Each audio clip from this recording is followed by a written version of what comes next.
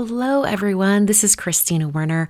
Welcome to day 16 of the Holiday Card Series. I'm starting out with this really fun stamp set from Hero Arts. It has all these words and sentiments built into a tree shape. And if you wanted to, you could cut them out individually for greetings and sentiments on your cards. But today I thought I would use the entire tree shape as a whole. So I'm stamping the image onto some watercolor paper. I'm using Fabriano Artistico Extra White cold press watercolor paper. It's my favorite cold press watercolor paper because it is textured but not too rough, and it also has a much more white color. It doesn't look as ivory or as cream toned as some other watercolor papers can. So I'm stamping this a few times in Versamark ink, really pressing that image into the watercolor paper, and then sprinkling on some gold embossing powder. This is gilded embossing powder from Brutus Monroe, and it coats all of the letters in these words beautifully. I think it turned out great. I hit that with my heat tool, and I'm just going to leave it on the image and on the powder just until it melts. It's hard to see on camera, but sometimes I tip it up into the light to just catch that moment when the powder melts.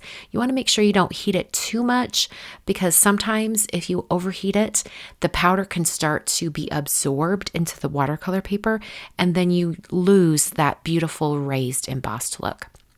To add a really cool kind of border around my card, I first swiped my Versamark pad along the edges of my watercolor paper, and then I tried to dip my watercolor paper into my container of embossing powder, and that did not work because this is a 5x7 piece of paper and my container is just not wide enough. So then I sprinkled it on as I would as if it was a stamped image, and it left a really, really wide border, and I didn't like it. And I thought, oh, well, I'll just swipe off what I don't want with a dry brush. And I thought it would kind of take off the embossing powder in a very clean line, but it didn't. It left it a little bit rough. You can see the dry brush strokes from the brush. And at first I didn't like it, but then it grew on me, and I decided that this is kind of a really cool effect, that you get sort of like a faded kind of texture going into that border. So you can see it's sharp, it's a sharp border there, but then as I bring my brush down the side and just sweep off some of that embossing powder, it leaves behind a more rough textured border on my watercolor paper. And I think that it looked really, really neat, and it's actually going to become part of the look of the card.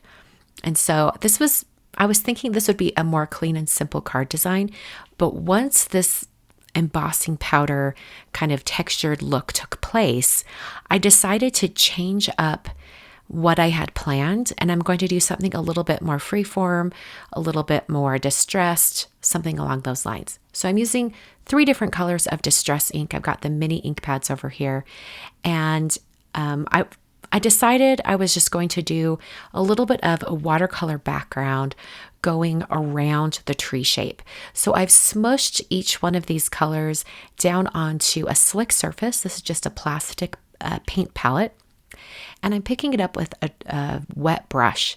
I don't want to dilute the colors too much, but I still wanted to have a little bit of a dry brush look. So I first started kind of flicking it in from the corners. I wanted to keep the area directly behind the tree shape pretty free from color. At least at first I thought I did.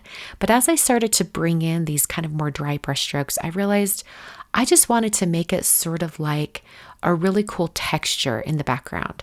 So I added more of that ink to my palette and then came in and just painted over the entire area with the broken china color. I'm going to dry this. I made sure not to leave that heat tool in any one spot too long. I didn't want to reheat that embossing powder. And then I came in with chipped sapphire and layered that over the top. The chipped sapphire, when it's diluted with water, it almost gets a little pink glow to it. I think it's really pretty.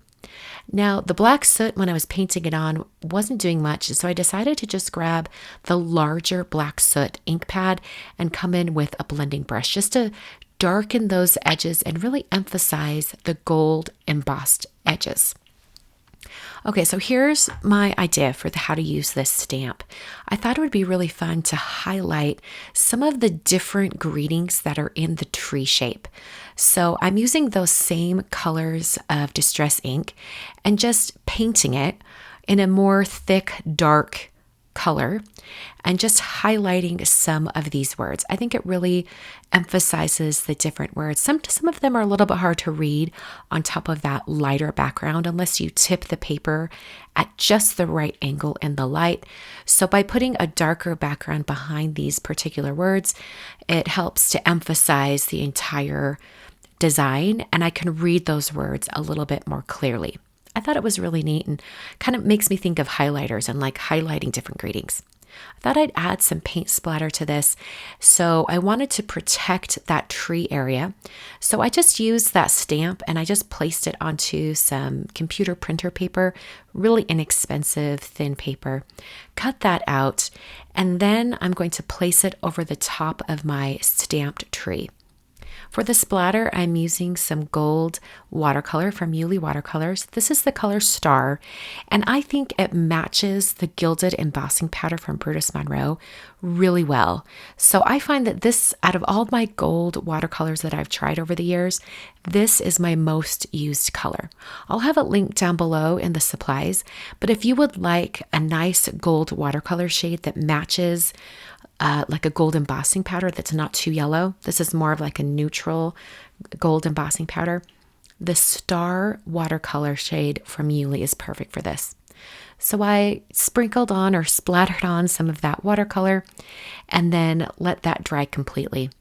To finish off the card, I'm putting some of this wide, thick tape or adhesive from Altenew on the back of my watercolor piece.